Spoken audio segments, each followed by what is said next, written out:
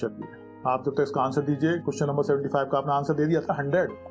75 का 100 बिल्कुल सही कहा आपने। नाउ आपको आवाज सही आ रही है मेरी। नाउ क्वेश्चन नंबर 76, संपत्ति अंतरण अधिनियम से संगत नियम बनाने की शक्ति किसे प्राप्त है? राज्य सरकार, सर्वोच्च न्यायालय, उच्च न्यायालय और राज्य सचिवालय। बताइए जल्दी से आंसर। तब तक मैं इसके लिंक को शेयर करता हूँ ना। ओके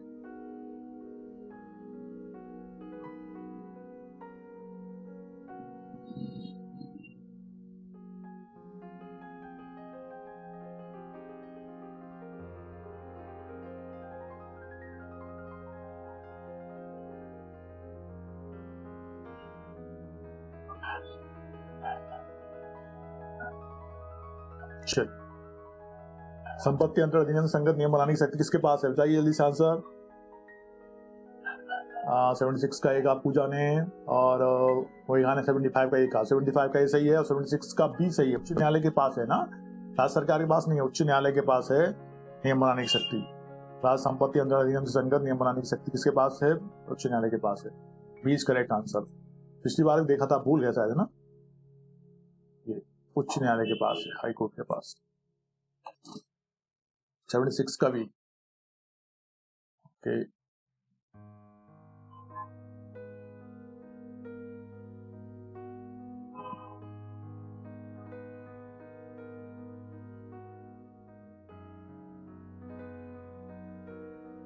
$76 का भी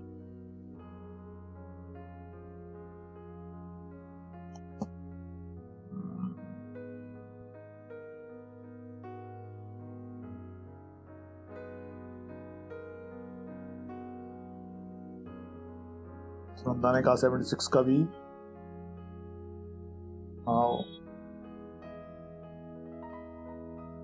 please correct answer. Good evening Sunanda, exactly सही भी आंसर है।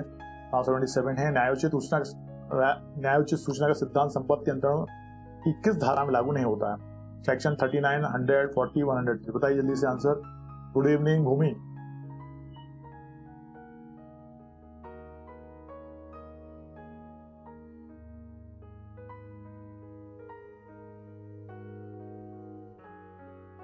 Good evening Ishwar, Sana good evening.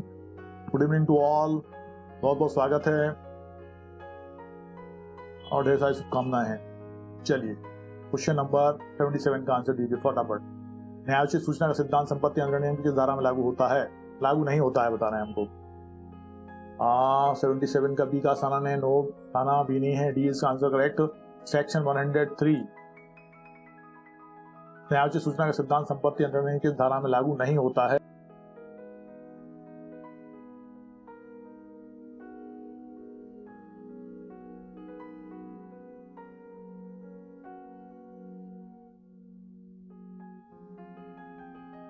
Define किया गया, सेक्शन 103 में डिफाइन किया। पूजा ने कहा और भूमि ने कहा, बिल्कुल सही, एग्जैक्टली।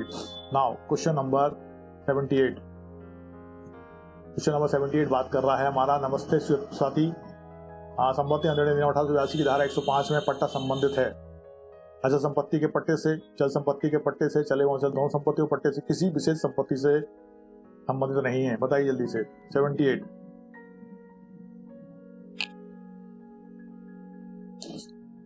उत्तराखंड पीसीएस जूनियर 2008 किस संपत्ति के पट्टे से बात होगा? कौन सी संपत्ति होना चाहिए? ओके आंसर दिया है 78 का पूजा ने, स्वाति ने, ईश्वर ने, बिल्कुल सही। अचल संपत्ति के पट्टे से, मतलब इमूवेबल प्रॉपर्टी के पट्टे की बात वो कर रहे हैं, एकदम सही, नाइस। नाउ क्वेश्चन नंबर 79, संपत्ति अंतरण भूमि ने कहा 78 का ए, ओके, और सुनंदा ने भी कहा 78 का ए, ईश्वर वैसी ने भी कहा संपत्ति अंतरण धारा 105 में पट्टा संबंधित है। अचल संपत्ति के पट्टे से, चल संपत्ति के पट्टे से, चले व दोनों संपत्तियों के पट्टे से किसी विशेष संपत्ति से संबंधित नहीं है। ये क्वेश्चन रिपीट हो गया, इसका आंसर है अचल संपत्ति के पट्टे से, immovable property. Now question number 80, संपत्ति अंतरण अधिनियम 1882 में सन 2002 में संशोधन किया गया। किस सेक्शन में किया गया था? 100 में, 108 में, 106 में, 110 में। बताइए जल्दी से आंसर। ये सब क्वेश्चन अपने पहले हो गए थे, इसलिए फटाफट आंसर देते जाइए, फटाफट खत्म करके फ्राइडे को तक तो खत्म करना ही है अपन को। उसके बाद मंडे से अपन शुरू करेंगे सीआरपीसी, दंड प्रक्रिया संहिता 1973, ठीक है। 106 बिल्कुल सही कहा आपने। 80 का भी इस करेक्ट आंसर किसने कहा भाई? 80 का भी पूजा ने कहा। Pooja very good. Section 106 is correct answer. Now और जल्दी से आंसर दो सब। हाँ, सुनंदा ने भी कहा 80 का B. Very good. Now question number 81।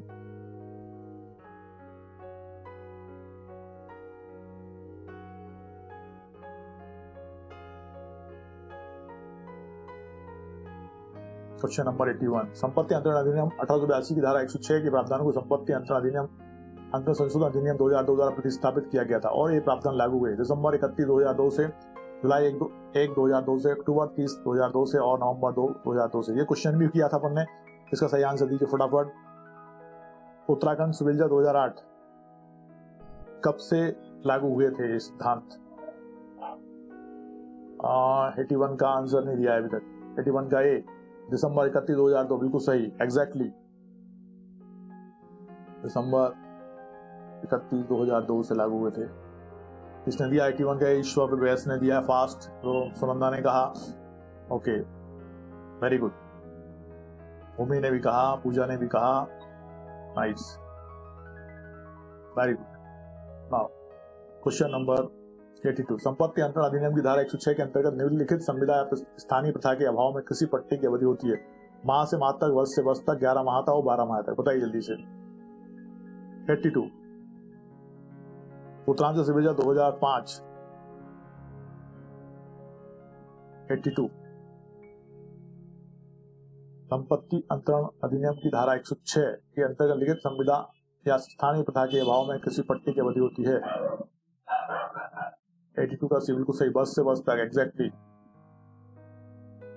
Year to year. Uttaranchal civil 2005 में क्वेश्चन पूछा गया था, एकदम सही आंसर दिया है सभी लोगों ने। ओके, मेघा पटेल, स्वाति, भूमि, ईश्वर, सुनंदा और पूजा। Okay, nice. 83 आय ग्रह बा को 5 वर्षों के लिए पट्टे पर देता है। बाबा ग्रह सा को 1000 रुपए मासिक भाटक पर उप पट्टे पर देता है। 5 वर्ष के अवसान हो जाने पर हिस्सा ग्रह पर कब्जा कायम रखता है और आग को भटक देता है। सा का पट्टा आगे के 5 वर्षों के लिए नवीकृत हो जाता है। मासानुमास नवीकृत होता रहता है। किसी भी समय परिवेश हो है बसानुबस नवीकृत होता रहता है। बताइए जल्दी से आंसर, क्या सही आंसर होगा इसका?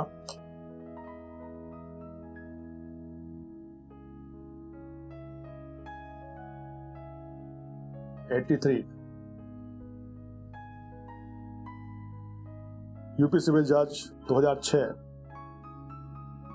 83 का बी किसने आंसर दिया है? पूजा ने दिया फास्ट। पूजा और ईश्वर बिल्कुल सही का बेटा। मासानुमास नवीकृत होता रहेगा। ठीक है, बहुत बढ़िया। क्यों होता रहेगा मासानुमास? क्योंकि उसने उप पट्टे पे दिया था 1000 रुपए मासिक भाटक पे और उसने उसको बेच दिया, पट्टे पे दे दिया है। 5 वर्ष के लिए पट्टे पे देता है। वाघ ग्रह सा को 1000 रुपए दे देता है। 5 वर्ष के अवसान हो जाने पर एक ग्रह बा को, तो बा का तो हो जाएगा पट्टा समाप्त, लेकिन वो उससे पैसा लेता रह रहा है, इसलिए वो नवीकृत हो जाएगा मासानुमास के अनुसार। बिल्कुल सही कहा आपने। 83 का भी, साना ने कहा 82 का सी। 82 का सी सही है साना। हरदेव ने कहा बी। ठीक है हरदेव, आप क्वेश्चन का नंबर भी लिखना अगले वाले में, है ना। 84 किसी निर्माण प्रयोजन हेतु स्थावर संपत्ति के पट्टे के बारे में समझा जाएगा कि वह वर्षानुवर्षीय है, केवल 6 माह के लिए है, शाश्वत है, 2 वर्ष के लिए। बताइए 84।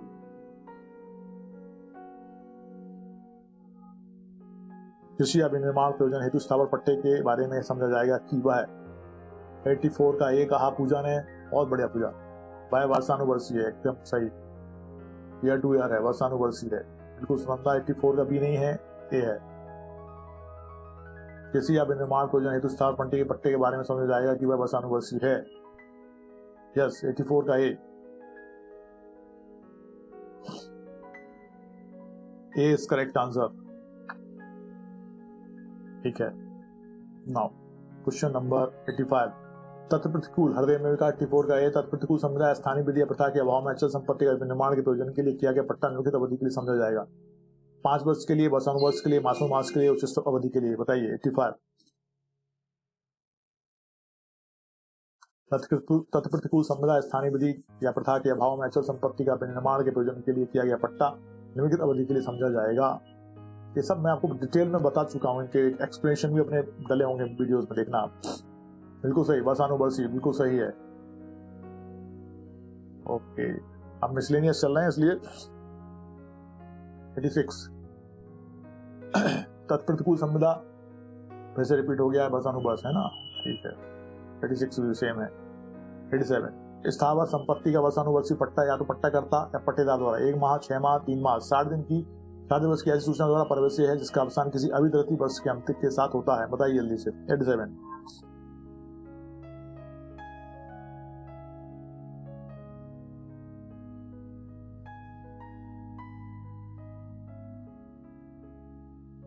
एमपी सिविल जज 2002 86 का हो गया था बी। ठीक है, साना ने पूछा 87 का भी कहा है, बिल्कुल सही। 87 का बी इज करेक्ट आंसर। किसने कहा भाई? ईश्वर ने कहा है और सुनंदा ने, बिल्कुल सही। 6 मास संपत्ति के वजन पट्टा या तो पट्टा करता है पट्टेदार द्वारा 6 मास की सूचना के आधार पर उसका प्रवेशांश आएगा। सही है।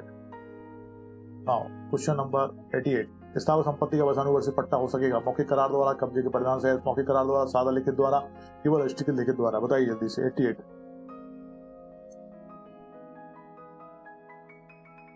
यह आया था मध्य प्रदेश सिविल जज 2002 में।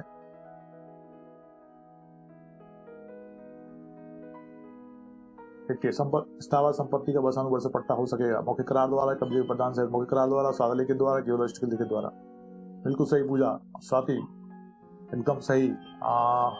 रेखा ने भी सही कहा है। 88 का डी है। भूमि के नहीं सुनंदा, एवरीबॉडी करे हरदेव आल्सो, केवल रजिस्ट्री लिखित द्वारा। Okay, he is correct answer. Okay, महिला ने भी कहा। 89 निम्नलिखित में से कौन सी दशा स्थावर संपत्ति का अंतरण लिखे बिना किया सकेगा? 100 रुपए से अधिक मूल्य की संपत्ति का विक्रय, 11 मास की अवधि का पट्टा, विनिमय, अनुज्ञ दावा।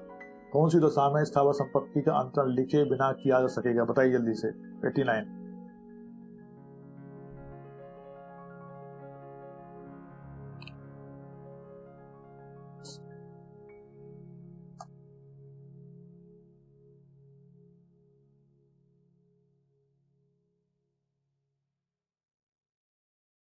एटी 89 का बी आंसर दिया सुनंदा ने। B is correct answer. 11 मास की अवधि का पट्टा जो है बिना लिखित के किया जा सकेगा, अंतरण किया जा सकेगा बिना लिखित के। बिल्कुल सही। 89 का बी इज करेक्ट। किसने दिया? स्वाति ने कहा और सुनंदा ने कहा है। पूजा हरदेव, इसको सही कर लो, है ना। Question number 90। जहां स्थावर संपत्ति का पट्टा रजिस्ट्री लिखित द्वारा किया गया है, वहां ऐसी लिखित केवल पट्टाकर्ता द्वारा, केवल पट्टेदार द्वारा, दोनों में से किसी एक के द्वारा, पट्टाकर्ता एवं पट्टेदार दोनों द्वारा निष्पादित की जाएगी। बताइए जल्दी से। 90 मध्य प्रदेश सिविल जज 2002।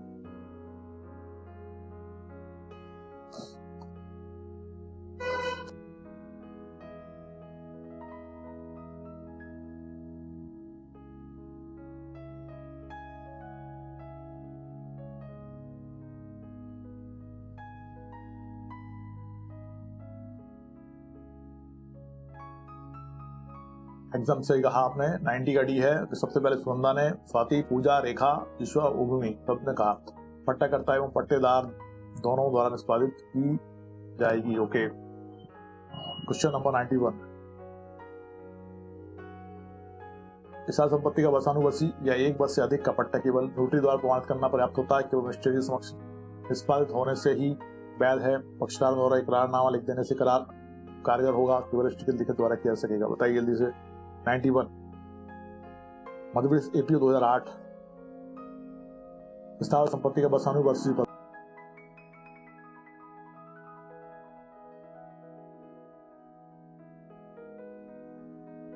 नाइस। 91 का डी इज करेक्ट आंसर। केवल रजिस्ट्री लिखित द्वारा किया जा सकेगा।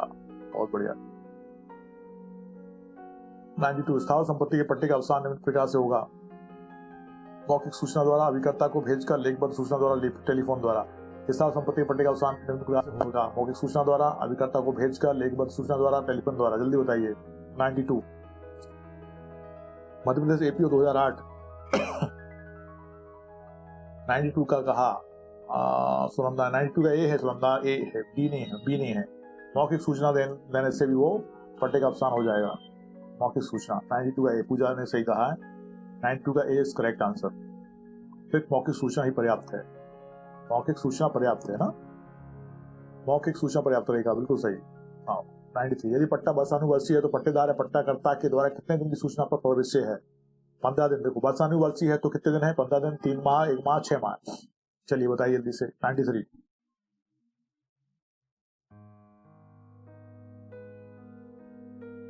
ओके भूमि। वेलकम बेटा।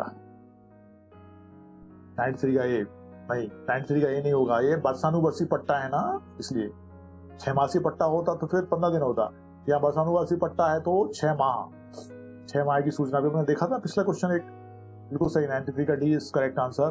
स्वाति ने भी कहा सॉरी, और बिल्कुल सही कहा है, बाकी सबने डी कह रहे हैं। ओके, नाउ क्वेश्चन नंबर 94, किन परिस्थितियों में पट्टे का पर्यवसान की सूचना देना आवश्यक नहीं है?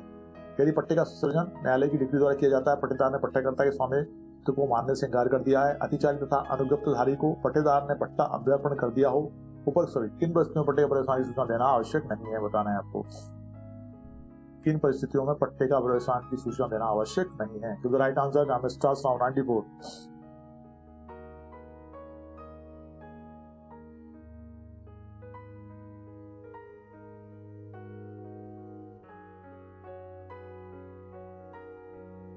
ओके, 9 पूजा सिंह ने कहा 94 का E is correct answer. The E सही है, ऊपर सभी सही हैं ना, ई इज करेक्ट आंसर। यदि पट्टे का सृजन न्यायालय की डिग्री द्वारा किया जाता है, पट्टेदार ने पट्टाकर्ता के स्वामित्व को मानसिक इंकार कर दिया है, अनुज्ञप्तधारी को और पट्टेदार ने पट्टा अभ्यर्पण कर दिया हो, तो किसी भी स्थिति में सूचना देने की आवश्यकता नहीं है। Exactly, okay, is correct answer. Okay, now question number 95, निम्न अंतरण में कौन सा मौखिक किया जा सकता है? भाषानुवर्षी पट्टा, पट्टे का त्याग, 100 रुपए से अधिक की संपत्ति का विनिमय, साधारण बंधक। बताइए। उत्तराखंड पीसीएस जूनियर प्रीलिम्स 2008, निम्न में से कौन सा मौखिक किया जा सकता है? इनमें से कौन सा मौखिक किया जा सकता है? बिल्कुल सही कहा। 95 का भी किसने कहा है? पूजा ने कहा, बिल्कुल सही पूजा। स्वतंत्र is correct, Pooja is correct. Rekha सही करो से पट्टे का त्याग की मौखिक सूचना मौखिक के रूप से कह दिया जाता है तो वो उसका भी पट्टे का पर्यवसान हो जाएगा। इनमें से अंतरण में कौन सा मौखिक किया सकता है? उन्होंने कहा पट्टे का त्याग, बिल्कुल सही कहा। क्वेश्चन नंबर 96, स्थावर संपत्ति के पट्टे का पर्यवसान नहीं होता है। परिसीमित समय के बीच जाने से पट्टाकर्ता की मृत्यु होने पर, अभ्यर्पण द्वारा पट्टा का समय किसी घटना घटित होने की शर्त पर परिसीमित है, वहां ऐसी घटना घटित होने पर। बताइए।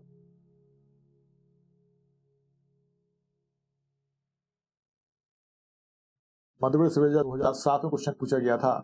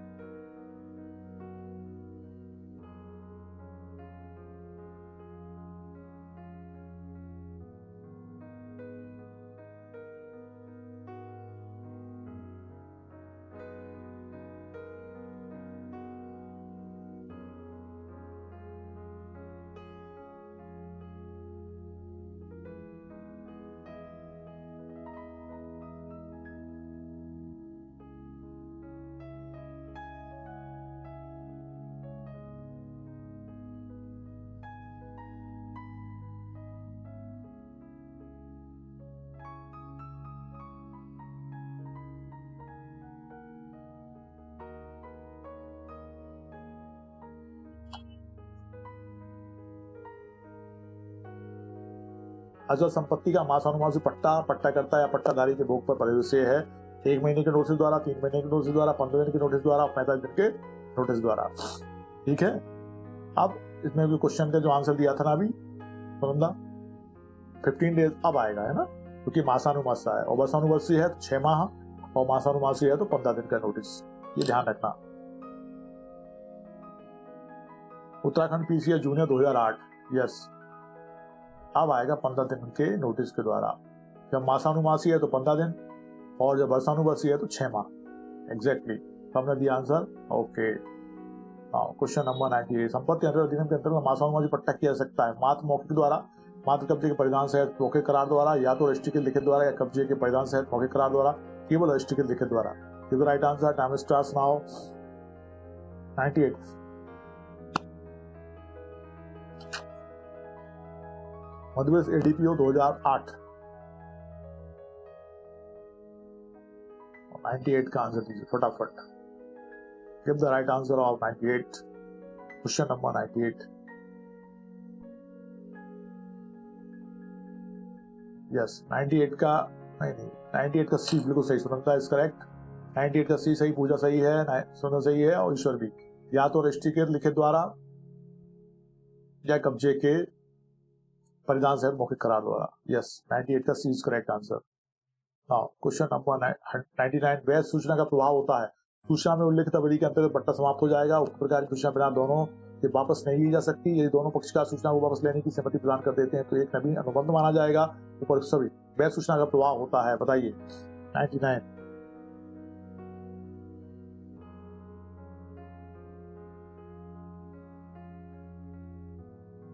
का आंसर दो फटाफट। 99 का आंसर दीजिए फटाफट। वैध सूचना का प्रभाव होता है। सूचना में लिखित अवधि के अंतर्गत पट्टा समाप्त हो जाएगा। उक्त प्रकार की सूचना बिना दोनों के वापस नहीं ली जा सकती। यदि दोनों पक्षकार सूचना को वापस लेने की सहमति प्रदान कर दें तो एक नवीन अनुबंध बनाया जाएगा। बिल्कुल सही, 99 का डी इज करेक्ट आंसर। ऊपर सभी ओके, 99 का डी सही है, सब सही है। सूचना में उल्लिखित अवधि के अंतर्गत पट्टा समाप्त हो जाएगा।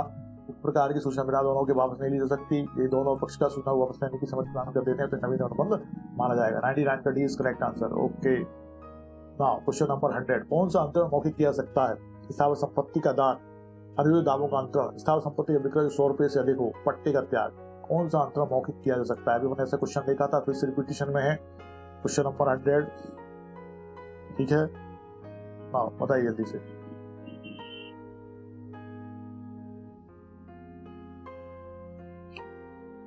हंड्रेड का डी, ओके, पूजा ने कहा 100 का डी, सुनंदा ने कहा और रेखा ने कहा एग्जैक्टली। पट्टे का त्याग जो है मौखिक भी किया जा सकता है, बिल्कुल सही।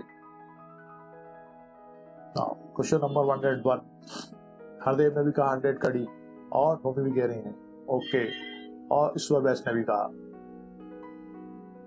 बा का आ देनदार है, वह ऋण सा को अंतरित कर देता है। आ से ऋण चुकाने के लिए बा तकाजा करता है। आ को अंतरण की यथाविहित सूचना धारा 131 संपत्ति अंतरण अधिनियम 1882 मिली और बस बा को समुदाय कर देता है। बस यह समुदाय है वैध, अवैध, प्रवर्तनीय नहीं है। बताइए जल्दी से। 101, बा का आ देनदार है, बा जो है आ का देनदार है, मतलब आ को देना है उसको। बा वह ऋण सा को अंतरित कर देता है। आ से ऋण चुकाने के लिए बा तकाजा करता है, ठीक है। आ को अंतरण की यथाविहित सूचना धारा 131 संपत्ति अंतरण की धारा मिली और वह बा को समुदाय कर देता है। यह समुदाय है। 101 का क्या कहा सुनंदा ने? बिल्कुल सही कहा बेटा, वैध है, एग्जैक्टली वैलिड है, वैध है। पूजा ने भी कहा वैध है, एग्जैक्टली वैध है। मध्यप्रदेश सिविल 2007 में क्वेश्चन पूछा गया था, अच्छा क्वेश्चन था इसलिए पूछा था हमने। क्वेश्चन नंबर 102, पट्टा निम्न में से किस प्रकार की संपत्ति का होता है? केवल चल का, केवल अचल का, चल बाचल दोनों, इनमें से कोई नहीं। बताइए जल्दी से। 102, मध्य प्रदेश एपीओ 2008, पट्टा किस प्रकार की संपत्ति का होता है? सुनंदा ने कहा 120 का, 102 का बी, बिल्कुल सही, केवल अचल संपत्ति का पट्टा होता है। यस, हमने कहा क्या? सब कह रहे हैं, बिल्कुल सही कह रहे हैं लगता है। 101 का एक था ए।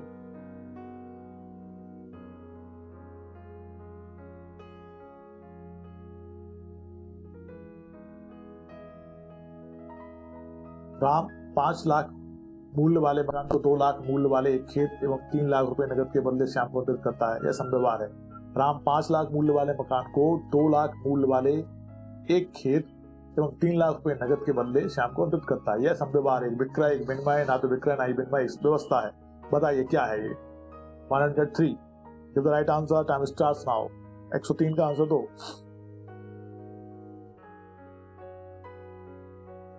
मध्य प्रदेश एडीपीओ 2008, राम 5 लाख रुपए मूल्य वाले मकान को 2 लाख मूल्य वाले एक खेत एवं 3 लाख रुपए नगद के बदले राम को अंतरित करता है, संव्यवहार है। 103 का डी नहीं है, 103 का बी इज करेक्ट आंसर। एक विनिमय है, एग्जैक्ट एक्सचेंज है, एक्सचेंज एक विनिमय है, बिल्कुल सही कहा बेटा। 103 का B is correct answer. Sunanda, Hardev और ईश्वर ने कहा 103 का ए नहीं है, विनिमय है, एक विनिमय। रेखा ने भी 103 का बी कहा था, ओके, भूमि ने भी कहा।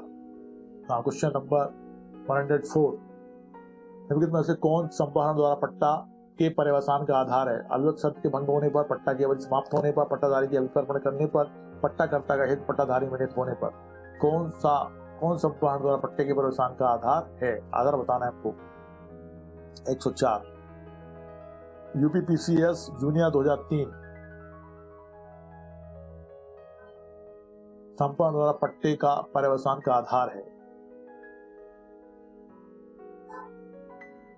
बताइए जल्दी से। 104 का बी इसने कहा है, पूजा ने। 104 का बी नहीं है। संपहरण द्वारा पट्टे का पर्यवसान पूछ रहे हैं वो। संपहरण द्वारा पट्टे का पर्यवसान का आधार है अभिव्यक्त शर्त के भंग होने पर। अभिव्यक्त शर्त के भंग होने पर संपहरण द्वारा पट्टे का पर्यवसान हो जाएगा। 104 का ए। 104 का A is correct answer. A is correct answer. 104 का ए है सही। 104 का A UPPCS junior 2003। Yes, Rekha ने भी कहा। Okay, now question number 105। 105 और 104 सेम थे, इसलिए अपन आगे बढ़ गए, 106 पे आ गए ना। अचल संपत्ति के पट्टे का पर्यवसान हो जाता है पट्टा द्वारा निर्धारित समाप्ति के बीच जाने पर, विवक्षित अभ्यर्पण द्वारा किसी घटना घटित होने पर, जहां उस संपत्ति में पट्टाकर्ता के हित का पर्यवसान उस घटना के घटित होने पर होना हो। जब पट्टादार दिवालिया हो जाए।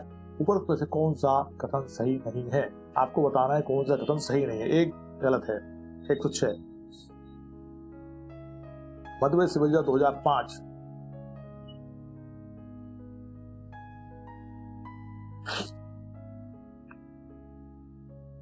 ओके भूमि, क्वेश्चन नंबर 106 का आंसर दीजिए। 106 का डी। ओके, रेखा ने कहा 106 का डी, पूजा ने कहा 106 का डी, और एकदम सही कहा है। जब पट्टादार दिवालिया हो जाए, बिल्कुल सही। तो ये वो आधार नहीं है जिस पर कि पट्टे का पर्यवसान हो जाए। बाकी तद्वारा निर्धारित समाप्ति बीत जाएगी तो पट्टे का पर्यवसान हो जाएगा। विवक्षित अभ्यर्पण द्वारा भी हो जाएगा। किसी घटना घटित होने पर जहाँ संपत्ति में पट्टाकर्ता के हित का पर्यवसान उस घटना घटित होने पर तब भी हो जाएगा। लेकिन जब पट्टादार दिवालिया हो गया है तो उसका पर्यवसान नहीं होगा। बिल्कुल सही कहा, एकदम सही कहा सोनंदा ने भी। 107 स्थावर संपत्ति के पट्टे का पर्यवसान निम्नलिखित में से कौन सी दशा में नहीं होता है? तद्वारा परिसीमित समय के बीत जाने पर, अभिव्यक्त अभ्यर्पण द्वारा, छोड़ देने की सूचना की तामील पर, और संपहरण द्वारा। किससे कौन सी दशा में नहीं होता है बताइए। 107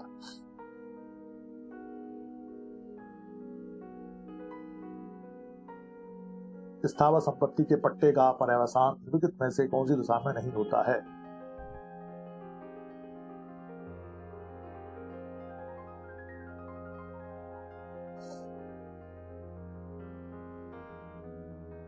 एक 107 का डी नहीं है सही।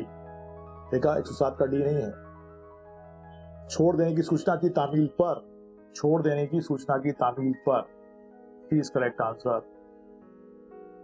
स्थावर संपत्ति के पट्टे का पर्यवसान निम्नलिखित में से कौन सी दशा में नहीं होता है? छोड़ देने की सूचना की तामील पर नहीं होता है। तद्वारा परिसीमित समय के बीच जाने पर हो जाएगा, अभिव्यक्त अभ्यर्पण हो जाएगा, संपहरण द्वारा भी हो जाएगा, है ना।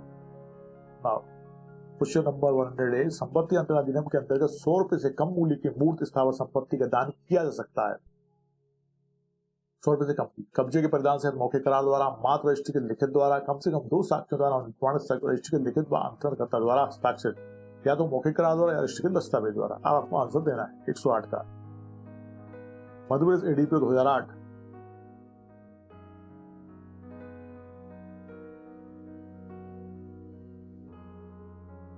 संपत्ति अंतरण अधिनियम के अंतर्गत 100 रुपए से कम मूल्य की मूर्त स्थावर संपत्ति का दान किया जा सकता है। 108 का सी कहा है फास्ट। किसने कहा भाई? रेखा ने। बिल्कुल सही रेखा। कम से कम 2 साक्ष्यों द्वारा अनुप्रमाणित, रजिस्ट्री के लिखित व अंतरणकर्ता द्वारा। बिल्कुल सही, एकदम सही रेखा। पूजा और भूमि कम से कहा आपने। 109 क्वेश्चन नंबर 109। ओके, ईश्वर ने भी कहा था। Rekha Rathore, thank you sir, welcome बेटा।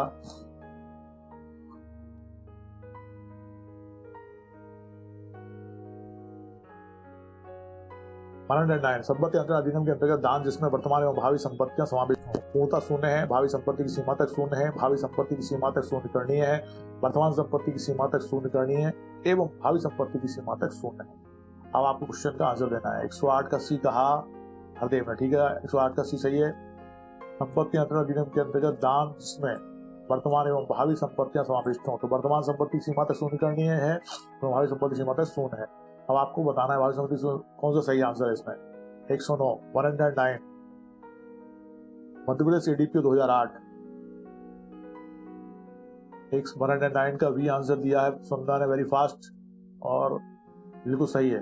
पूजा 109 का ए नहीं है बेटा, है भावी संपत्ति की सीमा तक शून्य है,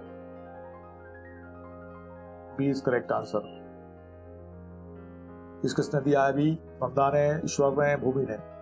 ओके, पूजा उसको भी कर लेना, देखा मैं भी कहा भी।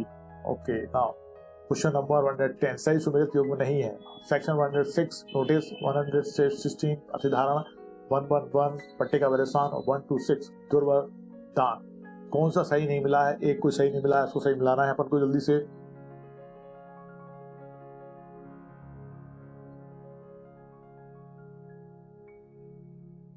जल्दी बताओ कौन सा सही नहीं मिला है।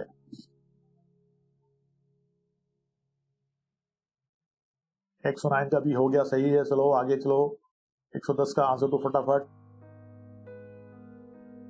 110 का डी कहा सुनंदा ने, बिल्कुल सही सुनंदा। 126 दुर्वरदान में नहीं है। बाकी 106 नोटिस है, 116 अतिधारण है, 111 पट्टे का व्यवसान है। ये सब सुमेलित है, लेकिन बस 126 जो है दुर्वरदान नहीं है। ठीक है, सुनंदा 126 में दुर्वरदान नहीं, तो दुर्वरदान कायम है। सेक्शन लिखो जल्दी से मुझे। 111 एक दान पत्र निष्पादन और सत्यापन करके अदाता को सौंप दिया गया है। अदाता ने दान को स्वीकार कर लिया। विलेख के दृष्टिकोण से पहले दाता दान का प्रतिसंहरण करना चाहता है। अदाता को सलाह दें।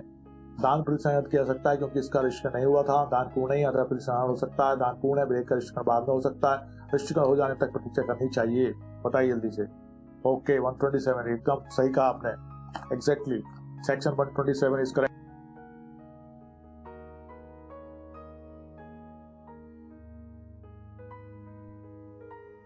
Honour was gifts, yes.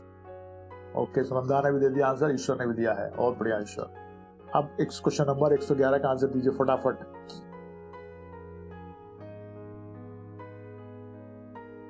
Question number 111 को पढ़ के आंसर दो उसका जल्दी से। एक दान पत्र निष्पादन और सत्यापन करके अदाता को सौंप दिया गया है। अब चूंकि अदाता को सौंप ही दिया गया है, तो फिर अदाता ने दान को स्वीकार भी कर लिया है। अब विलेख के दृष्टिकोण से पहले दाता दान का प्रतिसंहरण करना चाहता है। अदाता को सलाह दें, क्या कर सकता है वो? पूजा 111 का डी नहीं हो सकता बेटा। दाता ने दिया, अदाता ने स्वीकार कर लिया। अब रजिस्ट्रेशन तो बाद में भी हो सकता है, इसलिए इसका आंसर होगा सी, दान पूर्ण है, विलेख का रजिस्ट्रेशन बाद में हो सकता है। सी इज करेक्ट आंसर है, अपन ने पहले भी देखा था, भूल नहीं लगता है। नाउ क्वेश्चन नंबर 112, दान में यदि अदाता की मृत्यु प्रतिग्रहण के पूर्व हो जाती है तब। दान में अदाता मतलब लेने वाले की मृत्यु प्रतिग्रहण के पूर्व हो जाती है तब दान विधिमान है, शून्य है, विखंडनीय है, विखंडनीय नहीं है? जल्दी बताओ। 112 मध्य विश्वविद्यालय 2005।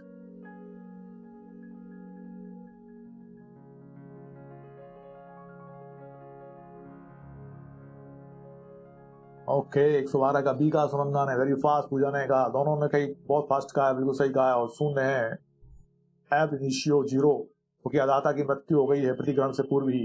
रेखा ने भी कहा 112 का, बिल्कुल गुड। संपत्ति अंतर अधिनियम की निम्न धाराओं में से किसमें सर्वस्व अदाता को परिभाषित किया गया है? 122, 128, 123 और 129। बताइए जल्दी से। 122, 122, 128, 123 और 129। 113 उत्तराखंड सिविल जज 2008 कौन सा सेक्शन है जो सर्वस्व अदाता के बारे में बात करता है? सर्वस्व अदाता के बारे में बात करता है। सुनंदा ने कहा 113 का सी, मतलब सेक्शन 128। बिल्कुल सही कहा Sunanda, very fast, right answer. 113 का सी ही है सेक्शन 128। और बाकी फटाफट आंसर दो यार, तुम धीरे धीरे क्यों आंसर देते हो? अच्छा, नेट की प्रॉब्लम होगी आई थिंक। ओके, समझ सकते हैं। 114 बा को आ 1 लाख रुपए बा की अनुमति से अपना यह अधिकार आरक्षित करते हुए देता है कि वह उन लाख रुपयों में से 10,000 रुपए जब भी चाहे वापस ले सकेगा। यह दान पूर्णतः वैध है, इसे दान नहीं कह सकते। 90,000 रुपए के लिए वैध, 10,000 रुपए के लिए शून्य है। Right answer, time starts now. 114 Madhya Pradesh विभाग 1999 में क्वेश्चन पूछा गया था।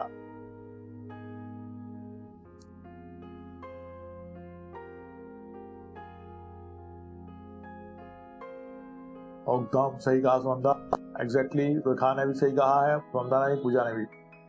Very fast. 90,000 रुपए के लिए वैध तथा 10,000 रुपए के लिए शून्य है, बिल्कुल सही ईश्वर। Everybody is correct. 115, एक सर्वस्व दाता दाता के ऋणदाताओं के प्रति दायित्वाधीन है। सर्वस्व दाता का दायित्व व्यक्तिगत होता है, उसके पास दान स्वरूप दी गई संपत्ति के मूल्य की सीमा तक होता है, पुनीत आधार पर आधारित है, उचित धनराशि तक सीमित है। बताइए।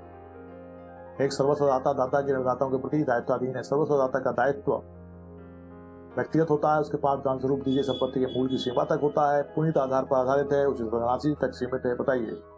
115, यूपी सवेजा 2003। 115 का बी दिया है सुनंदा ने, वेरी फास्ट। पूजा ने भी किया वेरी फास्ट और बिल्कुल सही दिया। उसके पास दान स्वरूप दी गई और बाद में रेखा भी दे रही है, बहुत बढ़िया। उसके पास दान स्वरूप दी गई संपत्ति के मूल्य की सीमा तक, ईश्वर भी कह रहे हैं। 115 का भी बिल्कुल सही, everybody is correct.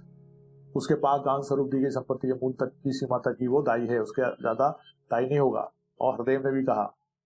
Now question number 116, दान के संबंध में यदि स्वीकृति से पूर्व अदाता की मृत्यु हो जाती है, दान के संबंध में यदि स्वीकृति से पूर्व अदाता की मृत्यु हो जाती है, तब दान वैध है, शून्य है, आंशिक रूप से वैध है, न्यायालय निर्णय करेगा।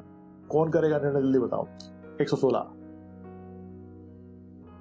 उत्तराखंड सिविल जज 2008। 116 का बी, रेखा राठौर, सुनंदा, पूजा, वेरी फास्ट, तीनों very good.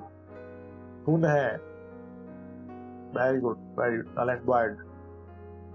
Okay. Now question number 117, दान के बारे में अदाता प्रतिग्रहण करने से पूर्व मर जाता है तो दान वैध है, दान शून्य है, दान शून्य करनी है, न्यायालय में निर्णित करना पड़ेगा। बताइए। 117, यूपी सिविल जज 2006।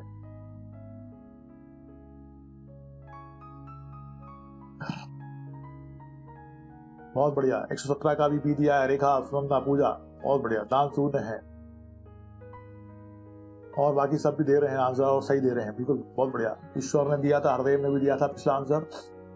118, दान की परिभाषा संबंधी अन्य अधिनियम की किस धारा में परिभाषा उपबंधित है? 25, 106, 122 और 11, किसमें इसकी परिभाषा दी गई है दान की?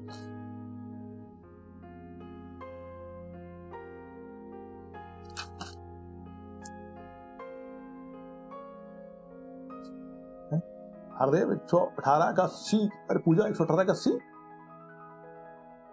दान की परिभाषा बेटा। 118 का B, yes, B is correct. धारा सेक्शन 122 में है ना पूजा, दान की परिभाषा तो 122 में है, बाकी सब इसको सही करेंगे। 118 में नहीं है, इसमें 122 में, सेक्शन 122 में दान की परिभाषा है, गिफ्ट की परिभाषा सेक्शन 122 में। हाँ, क्वेश्चन नंबर 119, स्थावर संपत्ति के दान के प्रयोजन के लिए किया गया अंतर कब्जे के परिणाम द्वारा, दाता द्वारा या उसकी ओर से हस्ताक्षर प्रमाण दृष्टिगत के द्वारा, सादा लिखित द्वारा, कब्जे के परिणाम से सादा लिखित द्वारा किया जाता है। दान के प्रयोजन किया गया अंतर कैसा किया जाएगा, बताइए। मध्य प्रदेश सिविल जज 2002।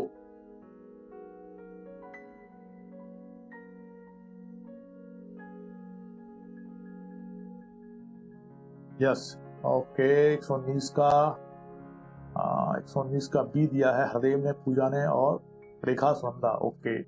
दाता द्वारा या उसकी ओर से हस्ताक्षरित तथा अनुप्रमाणित दृष्टिगत लिखित द्वारा, बिल्कुल सही कहा, सब लोगों ने सब सही कहा है, बिल्कुल।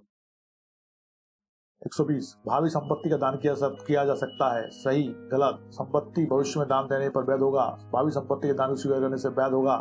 बताइए। 120, मध्य प्रदेश एपी 2008।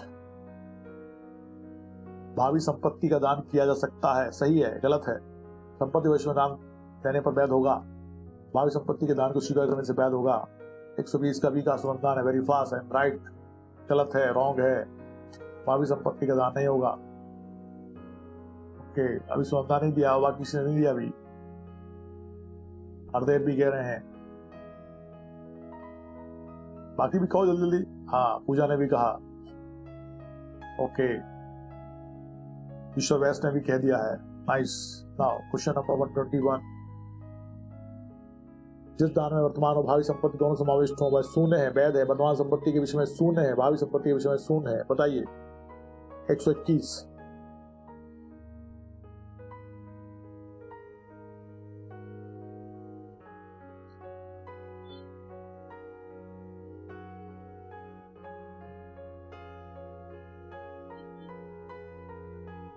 एक बिल्कुल सही कहा सुनंदा ने, very fast Sunanda, right answer. भावी संपत्ति के विषय में शून्य है, बिल्कुल सही। पूजा 121 का ये कैसे हो जाएगा, शून्य अकेला, दोनों शून्य नहीं है। भावी संपत्ति और वर्तमान है ना, तो वर्तमान के लिए तो वैध है और भावी के लिए शून्य है ना, ध्यान रखना बेटा। कभी ऐसा हो कि वर्तमान और भविष्य में है तो वर्तमान वाला वैध है, भविष्य वाला शून्य है, हमेशा याद रखो। 122 सही सुमेलित युग में नहीं है। 60 मोचन, 67 प्रोबन, 122 दान, धारा 52 कपटपूर्ण अंतरण, आपको सही आंसर देना है। सही सुमेलित युग में नहीं है, एक कोई सही सुमेलित नहीं है, उसको सही सुमेलित करना है। 122 का सेक्शन 60 में मोचन है और 67 में प्रोबंध है, धारा 122 में दान है, सेक्शन 52 में कपटपूर्ण अंतरण नहीं है, तो आंसर क्या हो गया, डी इज करेक्ट आंसर। 122 का आंसर तो जल्दी से डी कहा सुनंदा ने, वेरी फास्ट, गुड।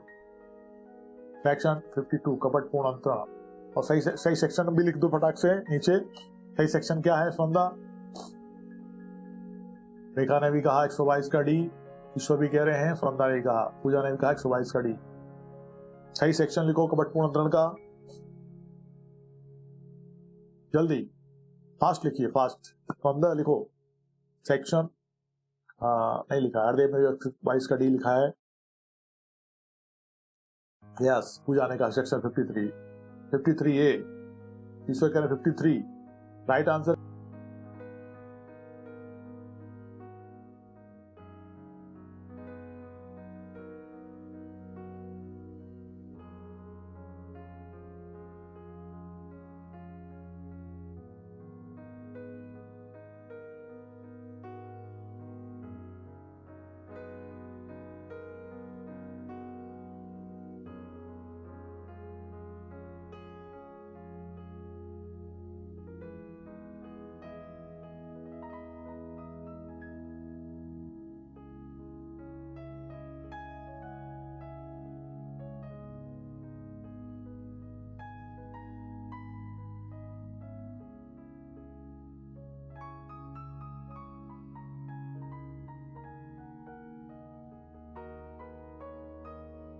अरे यार बड़ी समस्या है, अभी आवाज आ रही है। अनुरोध दावों के संबंध में धारा 130 संपत्ति अंतर अधिनियम का बात क्या है? जीवन बीमा पॉलिसी के अंतर को लागू नहीं होगा, समुद्र बीमा या अग्नि बीमा पॉलिसी के अंतर को लागू नहीं है, वाहन बीमा पॉलिसी के अंतर को लागू नहीं है, इनमें से कोई पॉलिसी के अंतर को लागू नहीं होगा। जल्दी बताइए।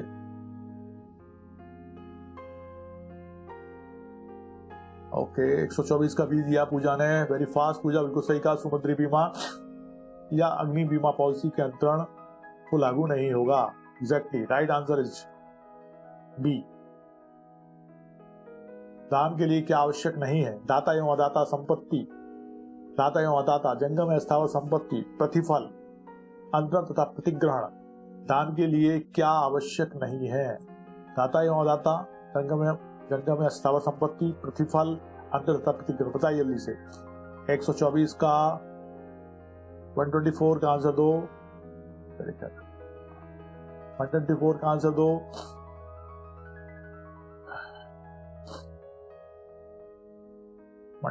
का आंसर क्या दिया है? अरे भाई हरदेव, संपत्ति का किसका दान करोगे फिर? जंगल में स्थावर संपत्ति नहीं होगी तो। Yes, C is correct answer. प्रतिफल की आवश्यकता नहीं है दान में, प्रतिफल नहीं, दान तो दान होता है, उसमें कुछ प्रतिफल की अपेक्षा थोड़ी की जाती है, इसलिए 124 का C is correct answer. From the 124 है वो है।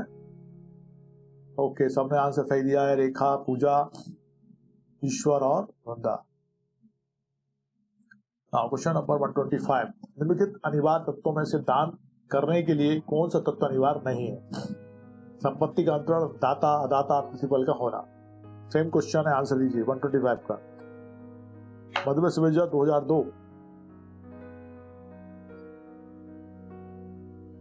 125 का भी बिल्कुल सही, रेखा और पूजा, सौदा, exactly, fast answer, right answer. 126, साभार। साभार दान ऐसा दान है जिसमें लाभ की अपेक्षा भार अधिक होता है। ऐसे दान जो आभार प्रदर्शक हो, ऐसा दान जिसमें भारदाता की ओर से कुछ राशि सत्याय करना हो, इनमें से कोई नहीं। 126,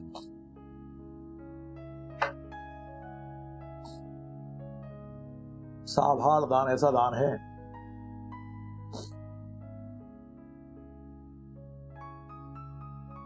126 का ए नहीं है, बी है। यस, ऐसा दान जो आभार प्रदर्शक हो,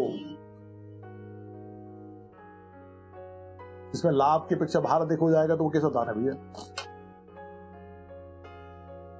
वो ऐसा दान है जो आभार प्रदर्शक हो, है ना।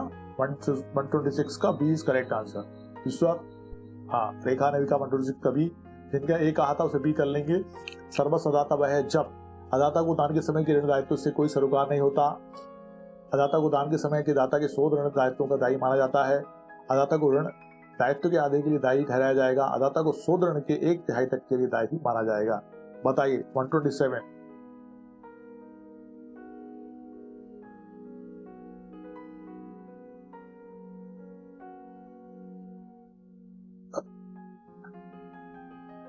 छत्तीसगढ़ सवेजा 2003।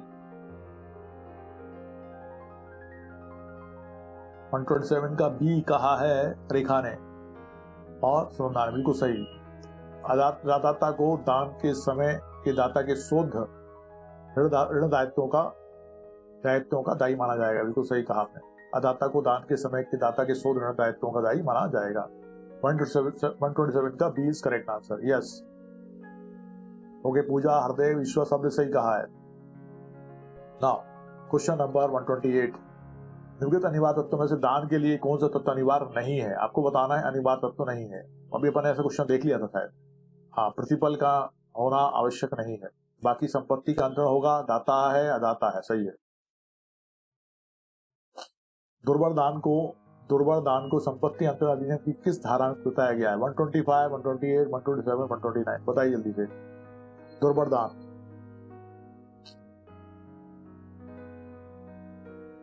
उत्तराखंड सिविल 2008।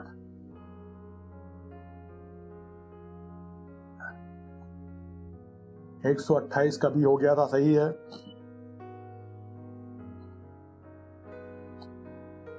वन 129 का भी बी है, बिल्कुल सही कहा सुनंदा, एग्जैक्टली। ईश्वर ने भी कहा सेक्शन 127 इसके बारे में बात करता है, दुर्बल दान के बारे में। सबने कहा सही। 129 का सी नहीं हरदेव, 127 है section 127। Section 127 is correct answer. दुर्बल दान के बारे में बात सेक्शन 127 करता है।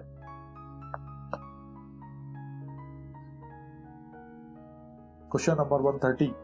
आ साकुर बाय ऋण अंतरित करता है जो उसे बा से शुद्ध है। आ उस समय बा का ऋणी है। सा पर बा उस ऋण के लिए बाद लाता है जो बा द्वारा आ को शुद्ध है। क्या बा उस ऋण का मुजरा कर सकता है जो उसे आ द्वारा शुद्ध है? हाँ, यद्यपि अंतरण की तारीख पर सा से बाय अभिज्ञ था नहीं, क्योंकि सा इसमें अभिज्ञ था, मुजरा नहीं कर सकता। बा अनुयोज्य दावे का अंतर्गत सभी दायित्वों के अत्यधिक ग्रहण नहीं करता है। बताइए 130।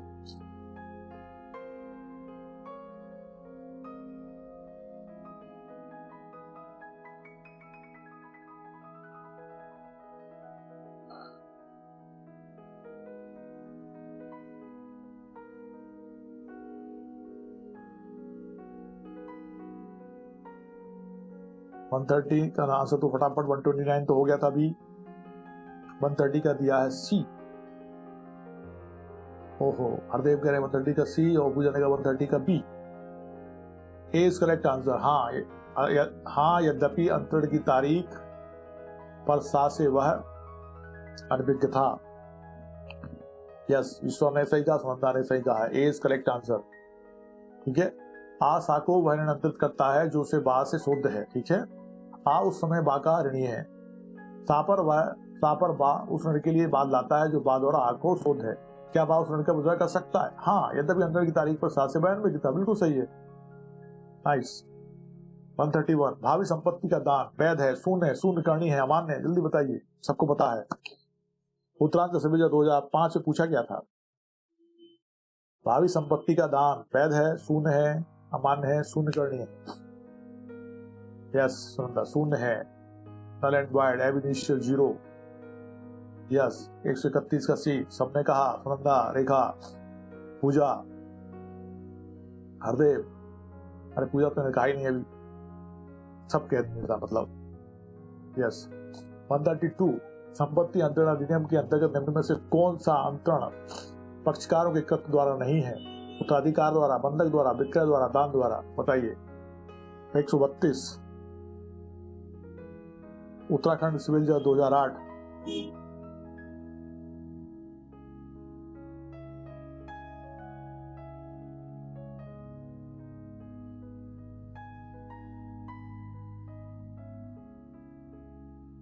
Yes, very fast on the right answer, उत्तराधिकार। बंधक है, विक्रय है, दान है, लेकिन उत्तराधिकार नहीं है। ईश्वर ने भी कहा, हरदेव ने भी कहा और रेखा ने भी कहा। नाउ क्वेश्चन पूजा ने भी कहा, कौन सा अनुयोज्य दावा है? बकाया किराए का दावा, भविष्य निधि, भागीदारी में भाग का दावा, ये सभी अनुयोज्य दावा है। बताइए जल्दी से। 133 मध्य प्रदेश एपीओ 2008। कौन सा अनुयोज्य दावा है? बकाया किराए का दावा, भविष्य निधि, भागीदारी में भाग का दावा, ये सभी। ओके सुनंदा, एग्जैक्टली सही कहा आपने। ये सभी कैसे हैं? अनुयोज्य दावे हैं। 133 का डी इज करेक्ट आंसर।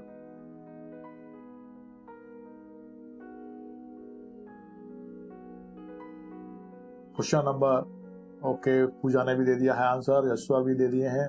रेखा 133 का ए नहीं है, डी है। D is correct answer. सब कुछ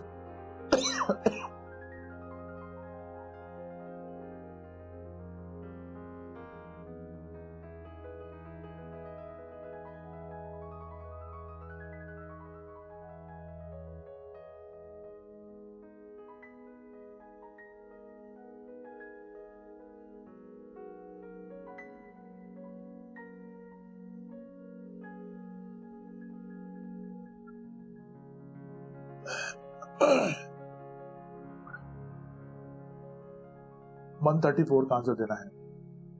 एक अनुयोज्य दावा का अंतरण पंजीकृत लिखित द्वारा किया सकता है, अंतरणकर्ता द्वारा हस्ताक्षर लिखित किया सकता है, दो साक्ष्यों से पंजीकृत लिखित से मौखिक करार द्वारा। बताइए। 134 का बी यूपी सिविल जज 2003, अंतरणकर्ता द्वारा हस्ताक्षर लिखित से किया जा सकता है। जब एकदम सही कहा ईश्वर, नाइस। 135 पूजा ने 134 का बी है बेटा, है 134 का बी, ए नहीं है।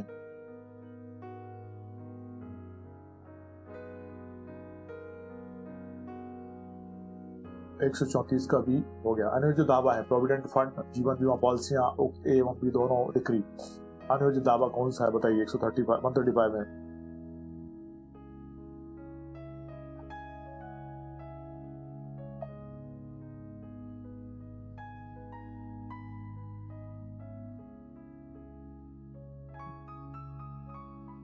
अनुयोज्य दावा है प्रोविडेंट फंड, जीवन बीमा पॉलिसियां, उक्त ए एवं बी दोनों।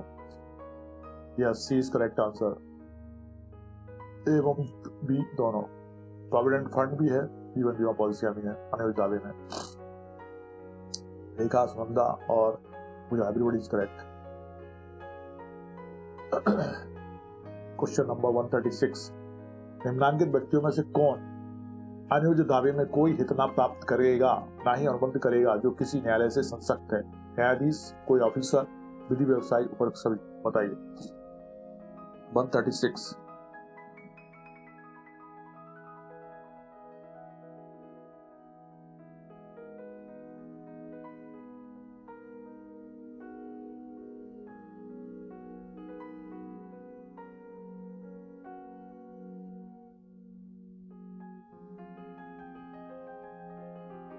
यस, सुनंदा ने कहा, बिल्कुल सही कहा।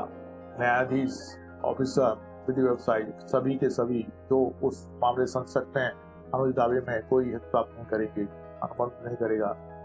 बिल्कुल सही, नाइस। और सुनंदा ने, ईश्वर ने और ईश्वर व्यास ने कहा है और सुनंदा ने कहा है, बाकी सभी का आंसर नहीं आया अभी।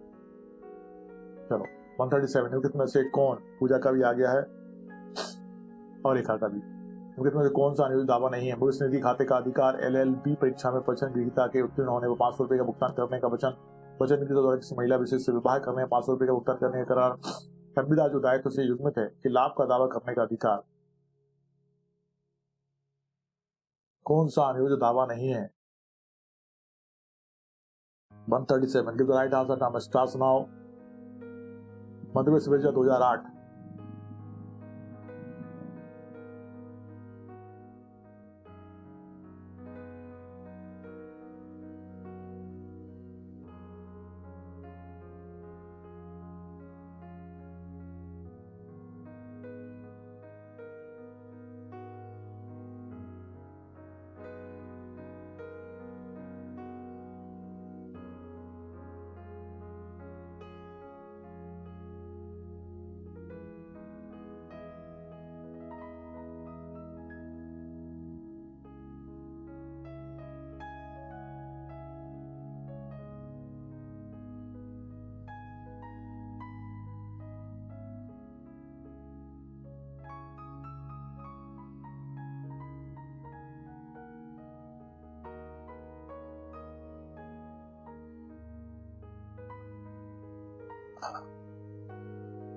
डी का आंसर किसने दिया है? डी आंसर किसने भी दिया है, बिल्कुल सही है। संविदा जो दायित्व से युग्मित है के लाभ का दावा करने का अधिकार।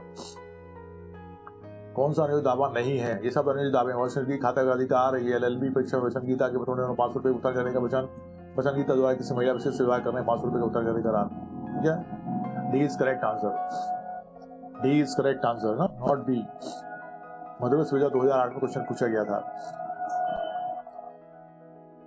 138 सेक्शन 130 के प्रावधान लागू नहीं होंगे फिक्स डिपॉजिट पर, समुद्री बीमा पॉलिसी पर, बीमा पॉलिसी पर, उपयुक्त बी एवं सी पर।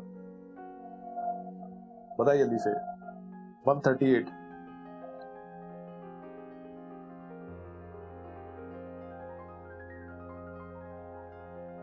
ईश्वर ने बिल्कुल सही कहा था। 137 का डी था। अब 138 का आंसर दीजिए। ।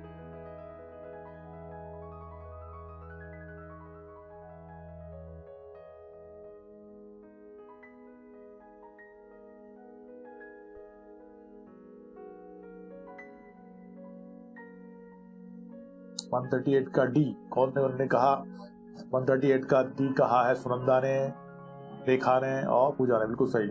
ऊपर बी एवं सी दोनों सही। अपन ने पहले क्वेश्चन में भी देखा था कि समुद्री बीमा पॉलिसी और बीमा पॉलिसी जो है एक सेक्शन 130 के प्रावधान लागू नहीं होते। समुद्री बीमा था और अग्नि बीमा था, है ना। अनुयोज्य दावे के संबंध में निम्नलिखित कथनों में से सत्य कथन बताइए। सूचना लिखित में हो, अंतरणकर्ता या उसके प्राधिकृत अभिकर्ता द्वारा हस्ताक्षरित हो, अंतर्ती का नाम तथा पता हो, अंतरणकर्ता के हस्ताक्षर न करने पर अंतर्ती या उसके प्राधिकृत अभिकर्ता द्वारा हस्ताक्षर हो, प्रयुक्त सभी।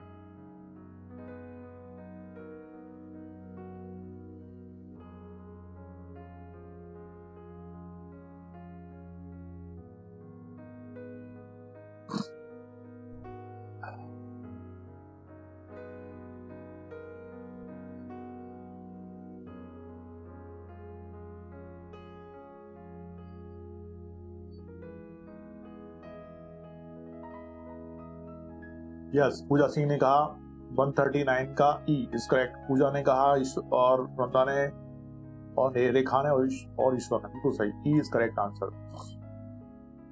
सूचना लिखित में हो, अंतरकर्ता या उसके प्राधिकृत अभिकर्ता द्वारा हस्ताक्षरित हो, अंतर्ती का नाम तथा पता हो, अंतरकर्ता के हस्ताक्षर न करने पर अंतर्ती या उसके प्राधिकृत अभिकर्ता द्वारा हस्ताक्षर हो सकते हैं। सारे ही सही है। 140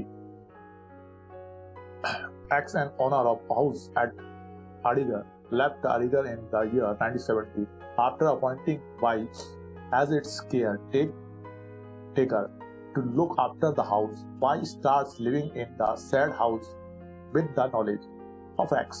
X brings an action in the year 2005 against Y for delivery of possession of the house in question. Y takes the plea that 1. The suit is barred by time, and second, he has perfected the title by adverse position, state whether. Suit is barred by time. Y has perfected his title by adverse position. Y is liable to succeed on both the pleas A and B. None of the above pleas is sustainable. बताइए, sustainable. Give the right answer. Time starts now. Question number 140 का आपको answer देना है।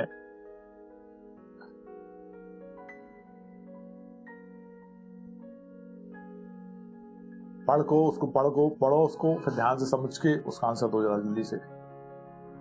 140 का सी नहीं है, D है। D none of the above. Please sustainable. Sustainable. Yes, Sunanda ने कहा 140 का D. None of the above plea is sustainable. ध्यान से पढ़ो। X, an owner of house at Aligarh, left Aligarh in the year 1970 after appointing Y as its caretaker to look after the house. Y starts living in the said house with the knowledge of X. ठीक है। X brings an action in the year 2005 against Y for delivery of possession of the house in question. Y takes the plea that number 1, the suit is barred by time, and second, he has perfected the title by adverse position, state by that. बताइए, आपने कहा 140 का D, वृंदा ने कहा बिल्कुल सही, exactly. Now question number 141, what would be the status of lease of an immovable property on the expiry of a fixed term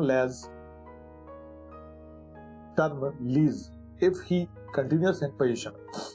What would be the status of lease of an immovable property, ठीक है, on the expiry of a fixed term lease if the continuous in position? बताइए, मतलब उसका समय खत्म हो गया है और उसके बाद भी वो चालू रहती है। इफ कंटिन्यूअस इन पोजीशन मतलब कब्जे में चालू है। तो unauthorise occupant, tenant of holding over, tenant of sufferance और लाइसेंसी। बताइए क्या होगा सही आंसर इसका 141 का? उत्तर प्रदेश हाई जस्टिस प्रदेश 2009 में क्वेश्चन पूछा गया था। 141 का सी इज करेक्ट आंसर।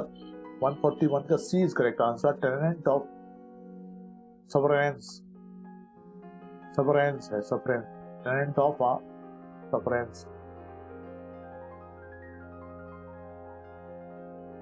तो खुद सोच के बताओ उसको। Which of the following is not a conditions for a valid gift of immovable property? Which of the following is not a conditions for a valid gift of immovable property? Which of the following is not a conditions for a valid gift of immovable property? कौन सा है? Registered instrument signed by on behalf of the donor, consideration, attestation by at least 2 witnesses, acceptance of gift by done during the lifetime of the donor। बताइए जल्दी से answer.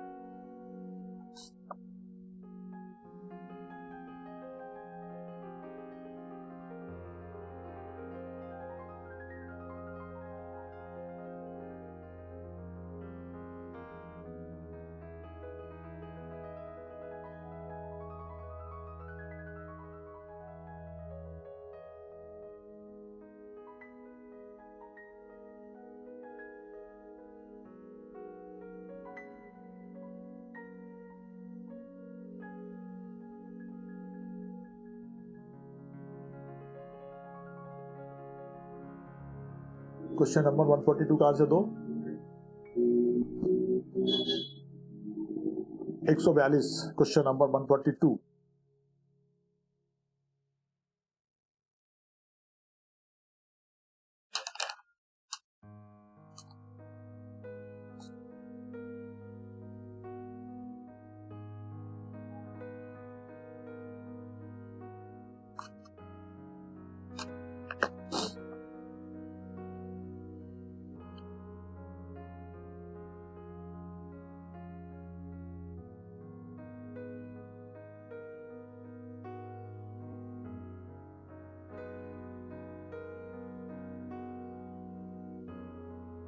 Neha ने कहा B, 142 का B. B is correct answer. Concentration के बिना, ठीक है। Question number 143। 143 का दिया था आंसर डी पूजा ने और ईश्वर वैश्य ने कहा 142 का बी। ओके, नेहा जोशी ने कहा बी। 143 का आंसर दीजिए। You have identified the particular section of the Transfer of Property Act to which the following quotation relates, where a grantor has purported to grant an interest in land which he did not at the time possess, but subsequently acquires the benefit of his subsequent acquisition, goes automatically to the earlier grantee, or as it is the usually expressed, freeze the estoppel. Section 40, Section 42, Section 41 and of the above। UP high service 2009। बताइए जल्दी से।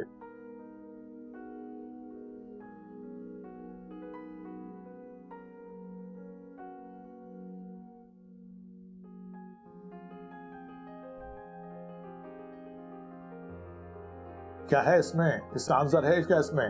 इसका answer है D. D is correct answer. None of the above. इसमें answer नहीं, इसमें section नहीं है, ठीक है। Now question number 144। Yes, D is correct answer. Now, question number 144. Section 53A of the Transfer of Property Act 1882 deals with schedule and transfer by ostensible honour, part performance, none of the above. बताइए जल्दी से। Section 144 हाँ 143 का D था, सही है ना। 144 का आंसर दो।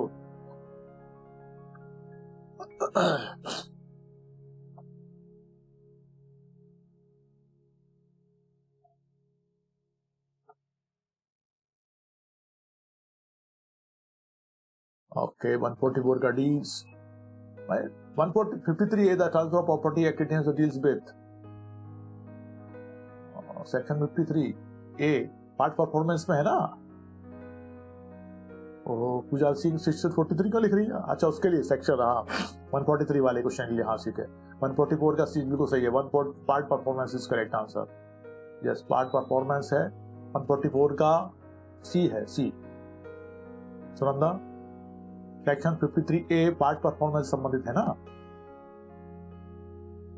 Now yes question number 145 determination of lease is dealt with under the Transfer of Property Act 1882 in the section 108, 107, 113 or 111. Determination of the lease is dealt with under the Transfer of Property Act 1882. बताइए। Question number 145 उत्तर Pradesh high justice service 2009 किस section में define किया गया है determination of lease को।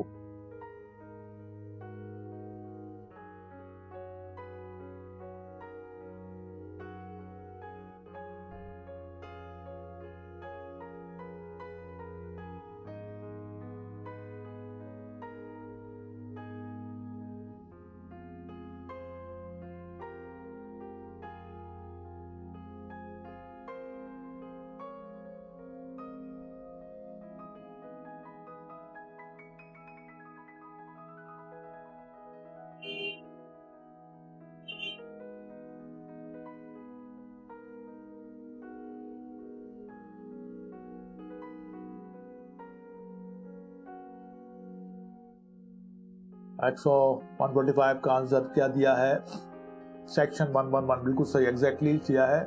145 का answer दिया D बिल्कुल सही section 111 is correct answer. Now question number 146 section 52 of the transfer of property act 1882 imposes a provision on transfer or otherwise dealing of any property during the pendency of a suit, provided the condition laid down in the section are satisfied. The statement is false, true, partially true, none of the above. Question number 52, 146. Section 52 of Transfer Property Act 1882 imposes a provision on transfer or otherwise dealing of any property during the pendency of a suit. ठीक है, suit के चालू रहते हुए provided the condition laid down in the section are satisfied. The statement is क्या false है, क्या true है, क्या partially true है, या none of the above. Section 52 of Transfer Property Act 1882 imposes a provision, restrict लगाता है इस पे ट्रांसफर करने पे प्रॉपर्टी को, otherwise dealing of any property कहीं भी, जबकि एक मामला चल रहा है। बताइए जल्दी 146 का 146 Uttar Pradesh high justice service 2000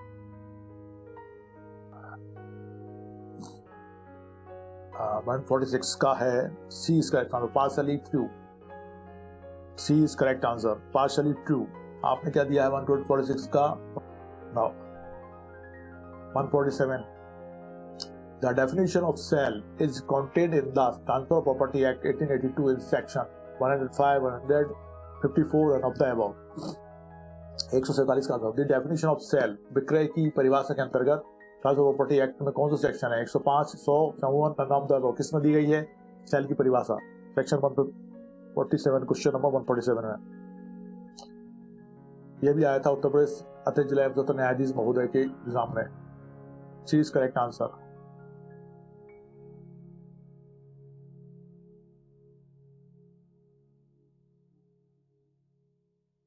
ठीक है।